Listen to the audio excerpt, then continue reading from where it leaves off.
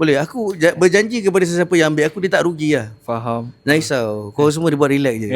So guys, kita dah menghampiri penamat lah. Betul. So aku harap podcast ni sedikit sebanyak dapat memberi idea, dapat membuka minda. Lepas tu yang paling penting objektif kita adalah untuk orang faham apakah cara ataupun alternatif nak buat duit. Yang ada option kat Malaysia. Sebenarnya ada option, betul. Sebab kadang orang tak nampak kan. Yes. Peluang banyak tapi kita tak grab. Betul, rugi lah. Faham. So kita end up podcast kita kat sini. Jumpa lagi dalam episod-episod yang akan datang. Raklu Papa Roger, jangan lupa subscribe, komen dan share lah. Thank you guys. Okay guys.